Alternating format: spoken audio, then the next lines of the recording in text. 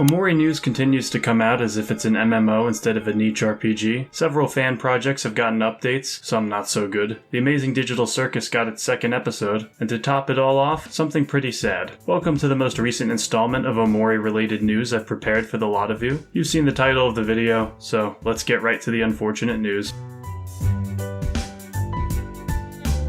The OMOBOY mod was just cancelled. It was a fan project that reimagined OMORI by keeping its aesthetic closer to the original webcomic, and even changing some of the UI elements to match earlier screenshots of the beta. I covered it recently and really enjoyed what I played, so it's a big shame. They had a whole segment that reimagined the stair incident as a children's book. Seriously, it was great. As for exactly why the mod was cancelled, the project lead had this to say, quote, "Greetings everyone. After careful consideration, I have decided to cancel the ongoing development of OMORI Boy. This decision was not made lightly. We have poured countless hours into creating endless amounts of content that we wished would make an enjoyable gameplay experience. Unfortunately, as you may have noticed, a big chunk of the development team has proceeded to leave or is no longer responsive, and the scope of the mod is too much for those who are left around. I myself have lost interest within the mod's concept and wish to move on to new, non-OMORI related works. I apologize for everyone who is eagerly awaiting the releases of the following chapters. From the bottom of my heart, thank you so much for putting interest and investment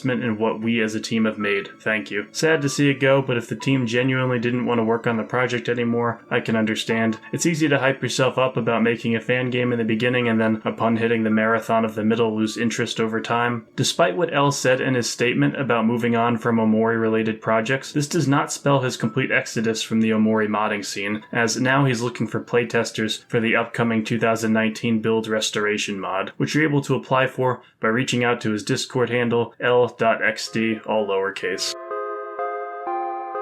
Omori Reverie's third chapter launched recently, and it continues to be the most popular OMORI mod out there. You're welcome! Since my last news segment, it's gotten 3 different patches, all of which are small or basic fixes. There were some skills that straight up didn't work before. Those should be remedied now. Also, more importantly, Sunny's Night at Boys got a patch. As a disclaimer, I've yet to play Reverie Chapter 3 or Boys, so I can't vouch personally for how much these changes improve the quality of the mods, but I'm sure they're better off than they were at launch. You can pause the video now to take a look at the more specific details, if it please you.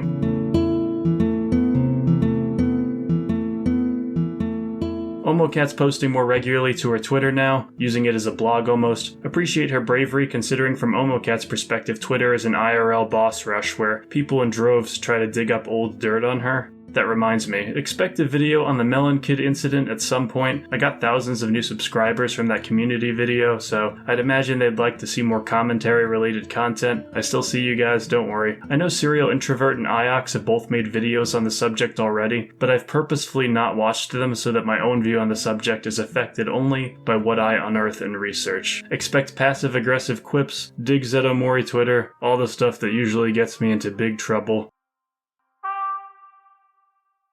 Off-topic time, Lisa Enjoyers just got another fan game in the form of Lisa the Undone, which is a fitting name since it's a rework of the official epilogue DLC, Lisa the Joyful.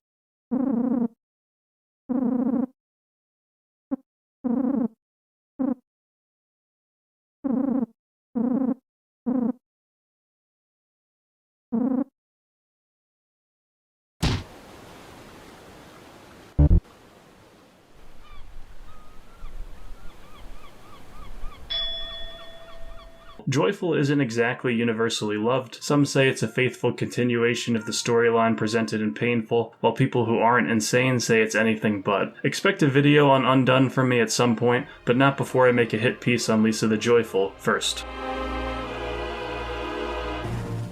Moving along, the amazing digital Circus just released its second episode. I watched it. I know a lot of you guys really like this series, so I hope you'll go easy on me when I say that I was not crazy about the pilot. Don't get me wrong, it's got its upsides for sure, like its voice cast and art direction, but nothing about the writing stood out to me as particularly amazing, especially the humor. A common defense for this is that it's only the first episode. I don't think that's a good excuse. A great first episode of something knows how to get you invested despite the viewer only having known the characters for less than an hour. Sometimes less than half an hour. Yeah, Invincible and Breaking Bad have higher budgets than this does, but that doesn't automatically exempt Digital Circus from criticism. Great writing and an engaging plot aren't completely tied to the financial resources at the creator's disposal. They help, but they aren't the end-all be-all. All of that aside, like I said earlier, I did watch the second episode and it's a step in the right direction. There's cool places, neat characters, a couple of funny gags, and moreover, a very human and existential crisis surrounding one of the new characters. Can't wait to see more from him in the future. While you're all here, I think a lot of you would like an RPG Maker game called In Stars in Time. I did a video on it not too long ago and really liked how it turned out, but it unfortunately didn't get that many views. Feel free to give it a watch, I think you'll enjoy it. See you next time, thanks so much, and have a wonderful night.